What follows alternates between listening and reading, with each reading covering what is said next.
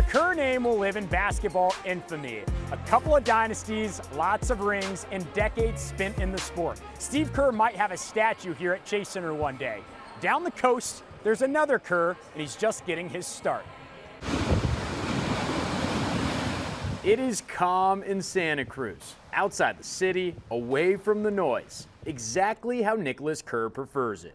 I'd like to be here forever. How about that? That's my goal. I just love being the coach of Santa Cruz, driving into practice every day, living 5 minutes from here.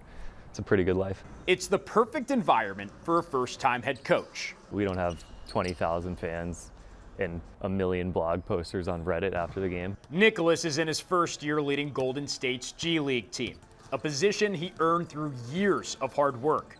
But he's not oblivious to his family name and the advantage it gave him.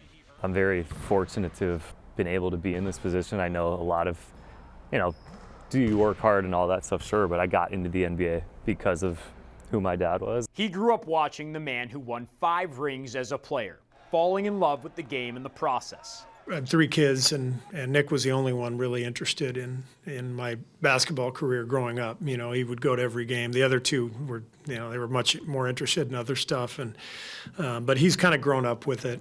He was a ball boy in San Antonio for us, and he's sat and watched the NBA forever. People inside the organization say nepotism wasn't a part of the hire. After all, Nicholas played in college, and he served different roles for the Spurs and Warriors organizations. But still, he was expecting blowback. Of course, I deleted my Twitter before it was coming out, but I also know that's part of the territory. Criticism is a part of this job, something Steve knows all about. If you're the head coach, you're going to get criticized. That's all part of it. But there hasn't been much to complain about. Santa Cruz is a couple games over 500 and in the mix for a playoff spot.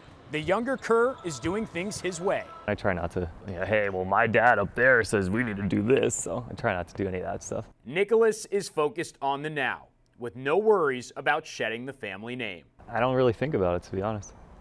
I just like coaching. It's like being around basketball.